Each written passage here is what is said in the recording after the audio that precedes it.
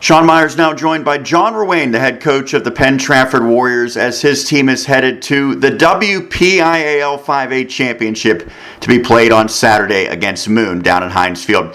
Coach, I know it's always exciting to get back to a championship game. Let's look at the victory against Pine Richland. It seemed like your defense was absolutely outstanding. What stood out about that effort on that side of the football?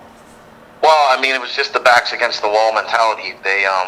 We made a couple mishaps that give Pine a short field, and we were able to make two big stops on fourth down inside the 10 and then once inside the 2.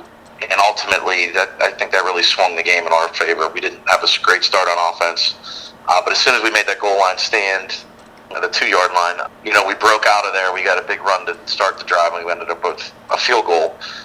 But the defense was just tremendous all night long. I mean, it was a very physical game. Pine Richland's a very physical team. I thought we matched that. We bent a little, but we certainly didn't break. And ultimately, defense won that football game. I know your offense was not great in the first half, but the fact that you got that field goal you alluded to and took a lead into halftime, how important was that to be in front? I think it was huge. I mean, it's a playoff game, so any points are a big deal. But in particular, when things weren't going our way, that was a big confidence boost, I thought. And, you love playing with a lead. But it was a big drive for us. I thought we did okay. Otherwise, we just a couple turnovers and a couple really bad penalties. And, nobody's good when they have second down and 20. So that's something we've been harping on staying away from. But it happens sometimes. So overall, we've got to improve. And certainly you cleaned up some of those issues offensively in the second half as you scored 21 of your 24 points. And I know eliminating turnovers, reducing penalties, that's going to be key in every game. But it also seems like Cade Yakimelli sort of took it upon himself to make sure your team was getting into the end zone. What did you see from him in that second half? We kind of just decided we wanted to balance them out a little bit, put the ball in Cade's hands and put an extra blocker out there. And, let him use his vision and his athletic ability and make cuts. Pretty much no secret what we were doing. But, credit him and credit the offensive line and tight ends and H-backs and even the guys on the perimeter, I thought, blocked their butts off and did a great job. But Cade certainly had an inner voice telling him he's got to, take over, and he did. And certainly that was a little bit of redemption for him after the fumble early in the game. Talk about special teams, because so much attention is paid to offense and defense once you get this deep into the season, but that third aspect certainly key, especially for your team.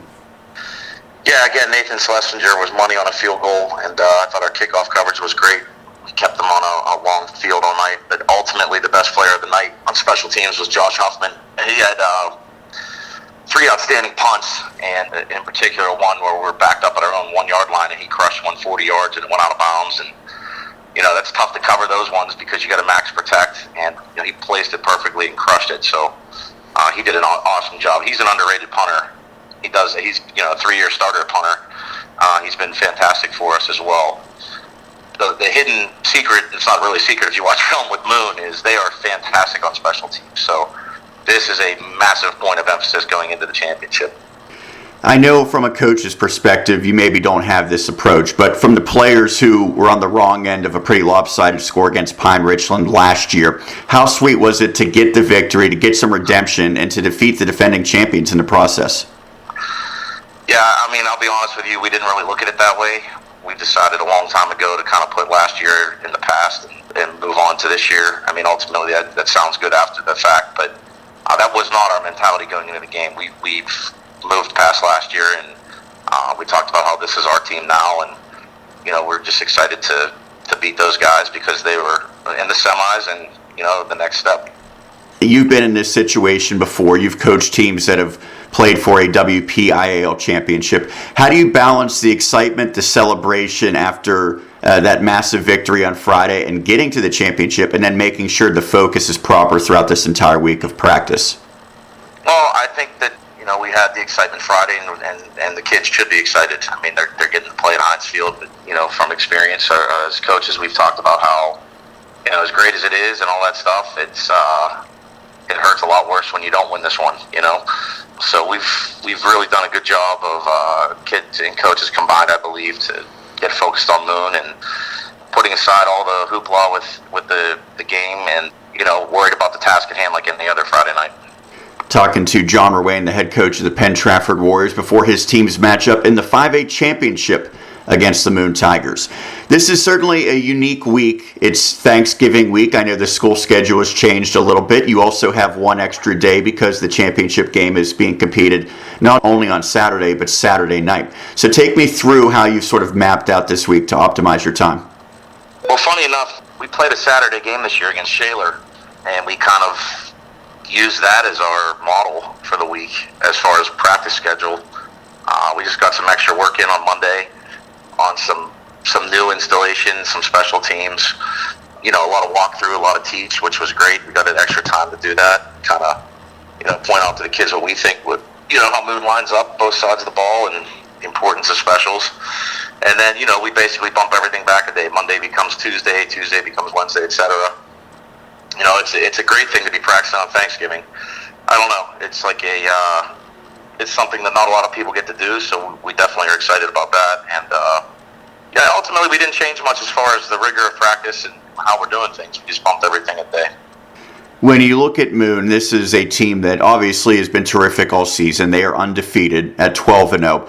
They've won a lot of narrow games, a lot of low-scoring games, including last week, 14-9 against Penn Hills.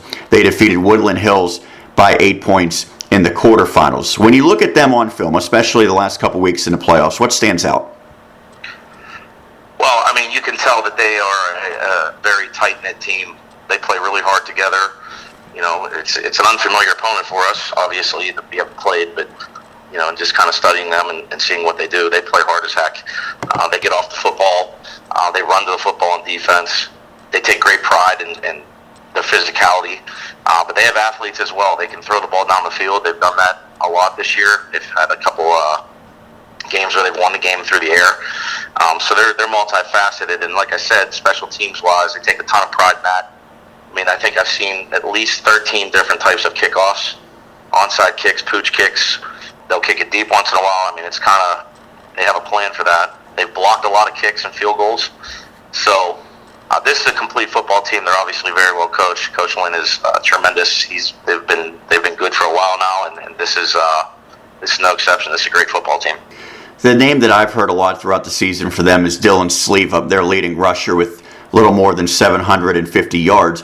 But they have 5 different players who have rushed for 240 or more yards, and they have pretty diverse weapons in the passing game as well. Is it fair to say that they have not just 1 or 2 players who can beat you, but maybe a half dozen guys you have to really pay attention to?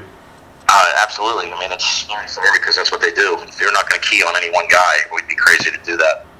They get the ball around, they'll line up in Wildcat quite a bit and snap it and go because they just believe in their physicality, and they have guys that can take it the distance, and they have guys that run 5 yards and kind of blow you up and run through tackles. So they're a good mix. Looking at the numbers, both your team and Moon have allowed 146 points this season, so 12.2 points per game. Do you anticipate that it could be a low-scoring game? And if so, is that something that maybe works in your favor? I don't know. It could be. It might not be. I don't know whose favor it works in. Both teams have played in some games like that. We've won a couple games in the teens. Even last week, we hit one late, so I'd say that was close to a teens type of game. Our gateway game was 15-10. They've won a couple of tight games like that. So I don't think it's going to surprise anybody to be in that situation. It could be, but again, it could be high scoring. You don't know because both teams have some talent. And, I don't know. Hopefully we're the ones scoring a lot and they're not. What are the biggest keys to success against Moon?